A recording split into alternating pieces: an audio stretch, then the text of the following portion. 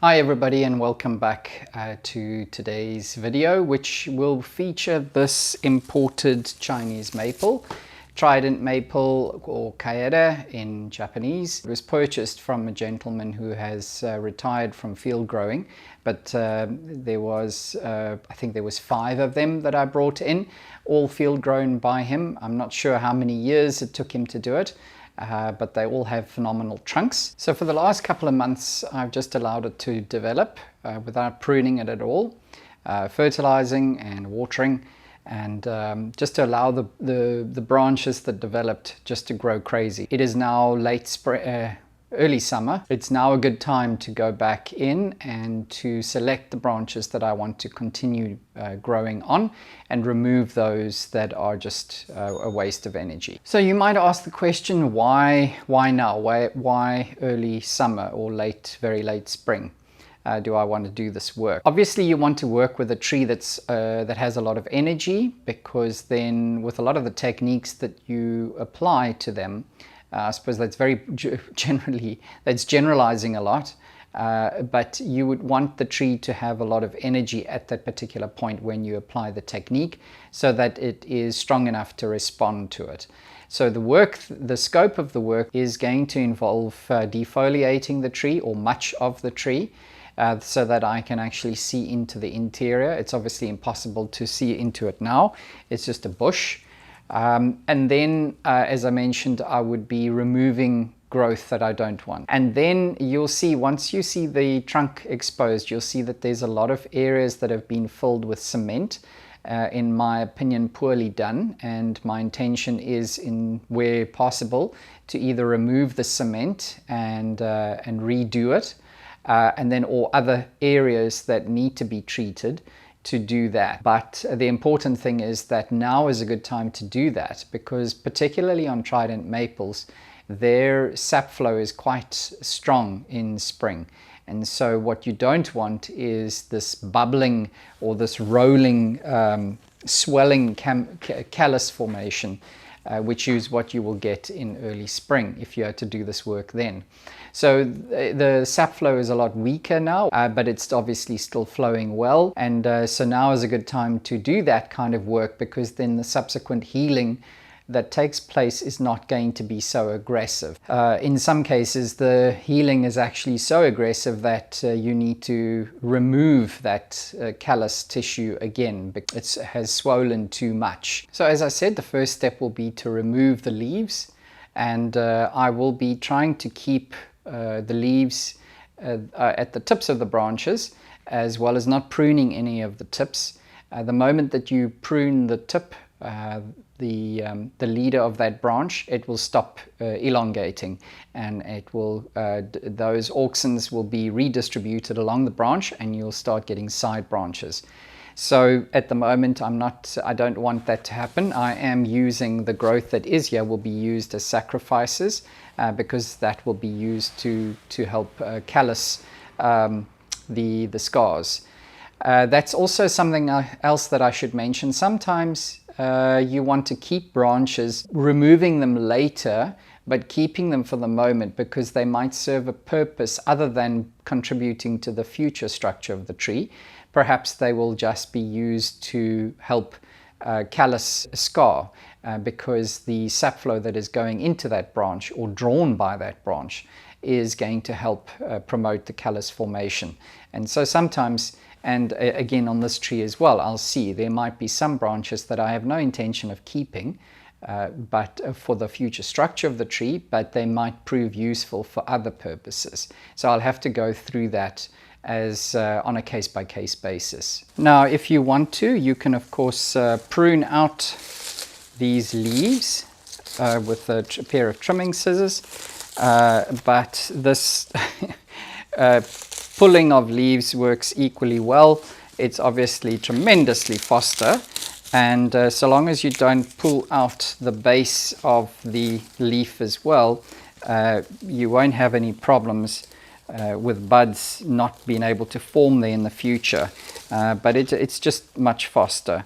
Obviously, again, this is very, very early phases of this tree's development, so I don't mind doing this now, but as you become as the tree becomes more advanced and refined, this is not something that I would continue to do there. I would use a pair of scissors to prune the leaves off in that case. But as you'll see, I'm gently removing the leaves, pulling to the outside or in the direction that the leaf is growing, and I'm leaving the leaves that are at the tips of the branches. So these I'm not doing anything to. If you were to pull the leaves in this fashion, so against the way that they are laying on the branch, then you will rip out the base of the little side branches,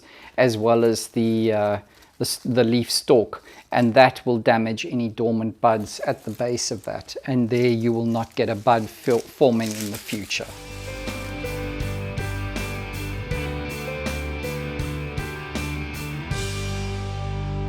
I have removed the majority of the leaves, and so now we can actually see what the tree looks like underneath all of that. And as you can see, it has a phenomenal base with incredible taper, and which is obviously why I bought these trees. Coincidentally, there are several more that are coming in from Japan as we speak. And but it is still very early on in the development of these trees as bonsai. So they've been field grown. So essentially what you're buying is a very, very nice trunk. And but now the tree needs to be developed from there. And obviously there are some scars that need to be handled. There are these areas where the cement has been filled or used to fill these cavities, obviously from the field growing technique. But it was rather crudely done, and in fact water can certainly still get in here, and that will cause further rotting. So one of the things that I will be doing is seeing how I can chip this out or get this out, and then redo this section. Very important information that I would like to share with you is that when you're developing trees, you always want to, as far as possible, work with the tree. Meaning in this context that when you have a selection of branches like you have here, you've got branches of varying strengths. So you have a branch here, these two branches here, and they're very much weaker, for instance, than something like this. And so you want to work with the strongest branch that the tree is giving you, because obviously the tree is telling you that that is a healthy branch, that's where I want to grow. So it would be counterproductive if you were to use weaker branches like these two, for instance, to start building the structure on this tree.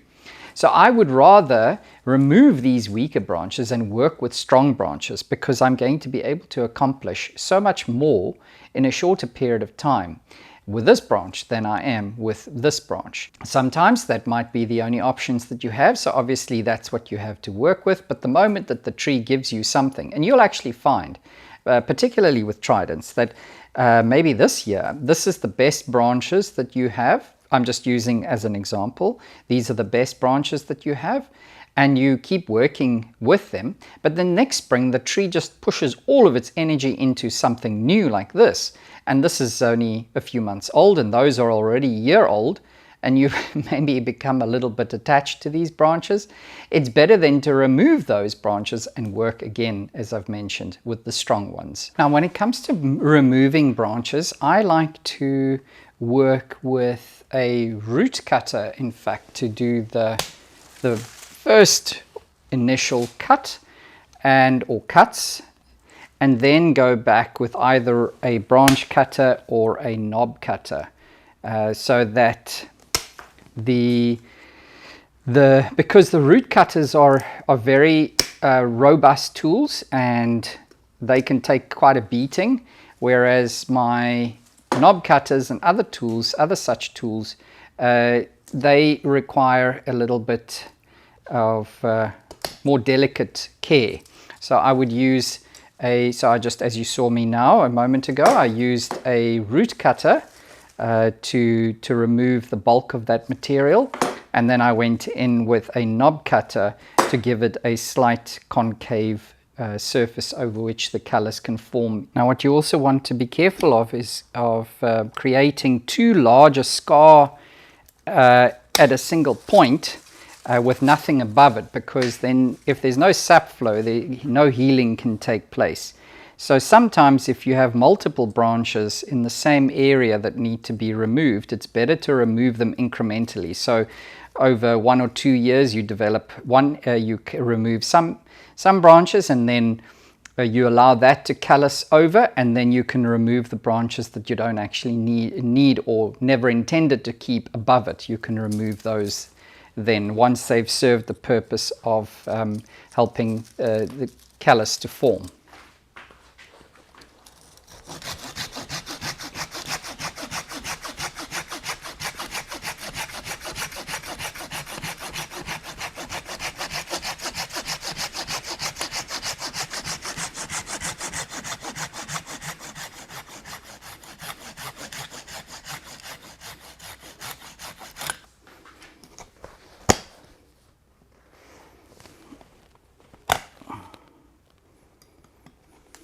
It's always very important that when you're working on dead wood, that if you want callus to form, you need to remove any rotten wood, because the callus will not form over that. So you need to chisel it out or use whatever means in order to get out that wood, and then obviously afterwards you need to seal it so that it doesn't continue rotting. And then also with shaping scars of this size, I would suggest you don't make too deep a convex shape, because the callus will follow that. If you do as I've suggested, as in working with the tree when it is not at the peak of its sap flow, then you don't have to worry about the callus forming too thickly. So it'll actually flow as a thinnish layer into this shape that I'm now carving. So you don't want to make it too deep, because obviously that might look a little bit odd. Off camera for the last few hours, I have been carving out the interior, the heartwood of this tree. What I discovered when I removed the cement is that was really just a superficial patch which hadn't worked to seal or prevent rotting in the tree.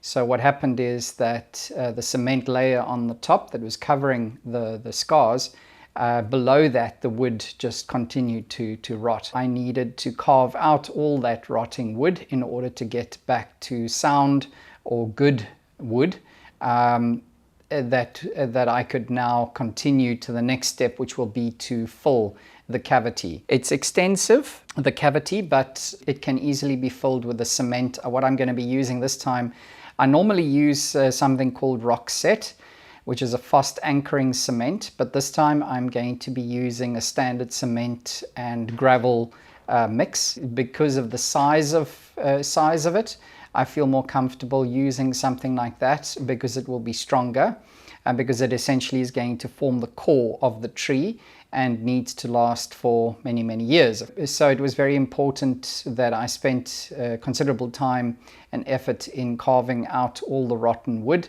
I wouldn't say that I've got 100% of it out, but I certainly have most of it. The next step will be to mix the cement and prepare the cavity so that I can fill it. Something else that I did is there was actually a section of the tree growing forward in this point, and originally I had considered using that as the apex, but then from the side they were very much on the same level, this section and the front section that has now subsequently been removed, but when viewed from the side, this brought the tree quite a bit forward.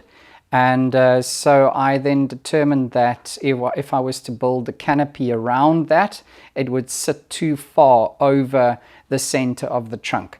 So a very general beginner's rule, guideline, whatever you want to call it, is that obviously the apex, well not obviously, but the apex should advance slightly towards you. So it should lean a little bit towards the viewer. But you still need to find a balance with that. It cannot be too far forward because then it creates problems with how you can develop your final canopy and where that canopy will sit in relation to the trunk line.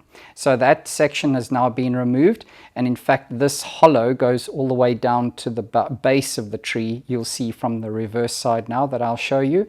And so when the cavity is filled, this will also be filled, and then cement will come up to this point, and these branches will be allowed to develop freely because that will promote sap flow, and that will then heal over on the scar. Something like this should probably take about 2 years to heal. It all depends on how many branches I keep in the space to promote sap flow, because the more sap flow that you have, the faster the callus will develop. There were other large areas like this and this area here, which at first glance seemed as if it was live tissue.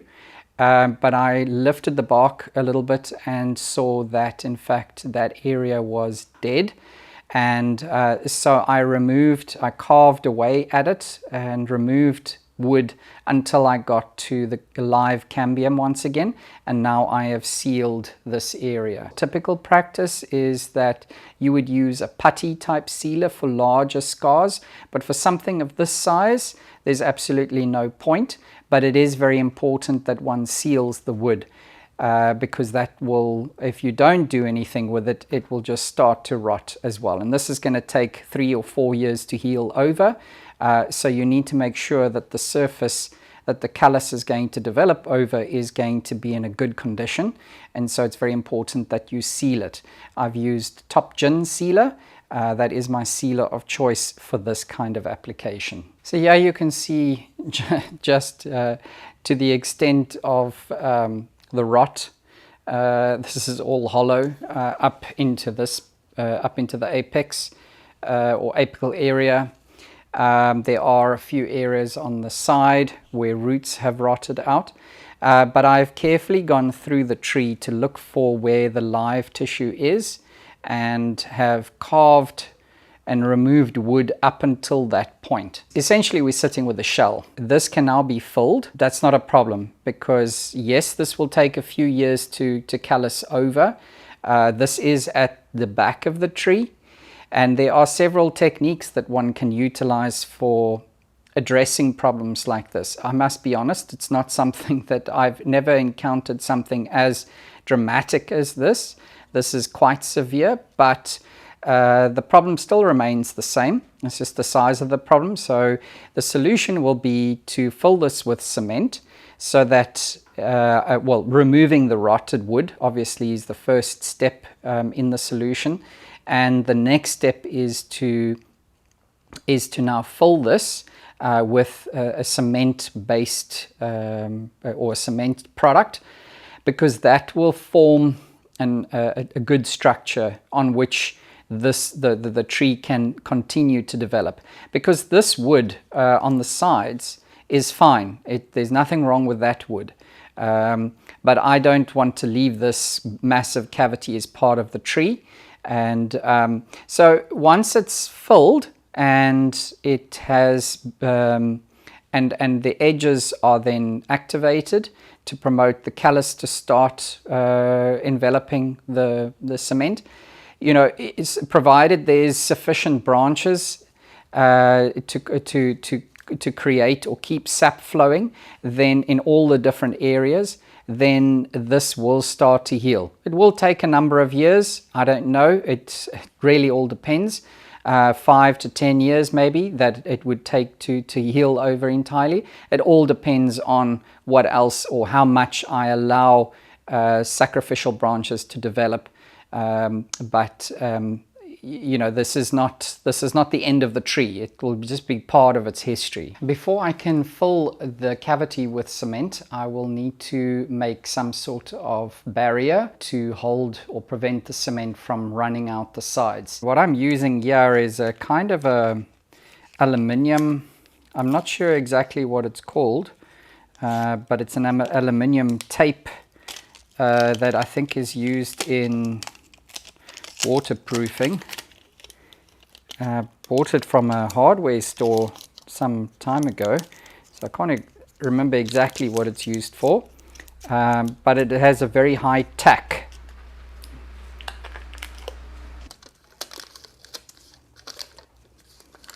So the advantage to using this tape is that it is moldable, so you can shape it slightly. It's almost like very thick tin foil, and because it has very high tack, it will actually stick to the trunk, to the bark of the tree. If you use standard packaging tape, that is not going to stick, it's just going to peel off. So I find this works very well.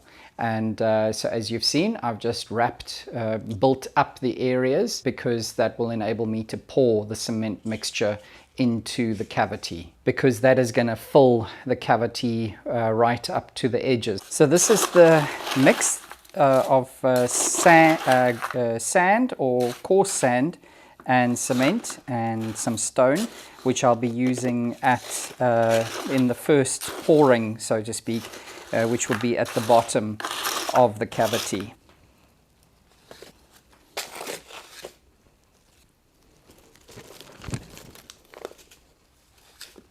So because this first pouring is not very viscous, I'm just going to poke around a little bit with it, with a stick, just to make sure that this concrete cement mix has been spread well and in all the little gaps, almost like chopsticking growing media, really. So this next mix, I'm just using cement and sand, no stone, and I'm continuing to fill the cavity before the first pouring or application of concrete has dried, so that they will dry together. You don't want to allow the concrete to dry out first and then apply or fill with the next batch, because it'll more than likely crack.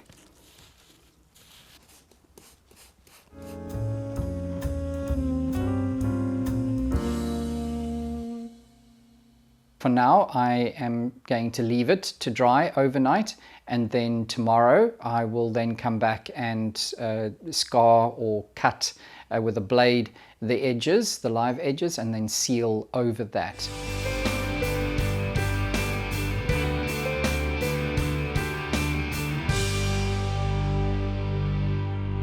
I just demonstrated now to you the process, which is really very simple. It's just a case of using a very sharp blade or grafting knife and cutting into the edge that is running around the side of the cement, and exposing or getting back to green cambium.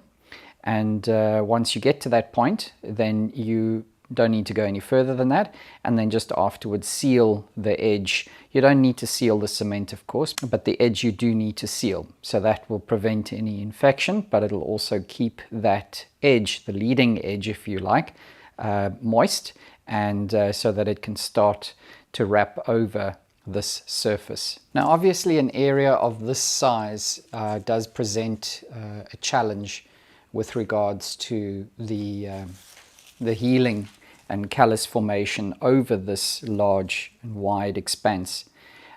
So what I'm going to most likely have to do is I will allow it to start callusing, see how that goes, and possibly in spring next year I will start to bring in some young maple whips. So I might take cuttings of this tree in autumn this year and get them to root, and then when they have rooted sufficiently, I can use them as approach grafts. So I can start to effectively reduce this area.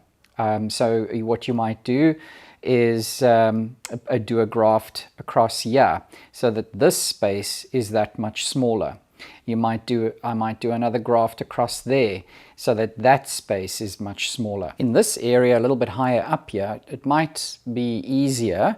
I might use approach grafting from the base, and and bring it all the way up to this point, or I might bring some of the whips that are growing from the tree around and use approach grafting to halve or quarter or create smaller areas or zones in the back here, which will then be easier to for callus to form over, rather than having to form over this large area. Although that is possible over time, it is not an issue. Trident maples, if this was any other species, at least that I've worked with, I wouldn't be bothering. I wouldn't be thinking of doing this at all.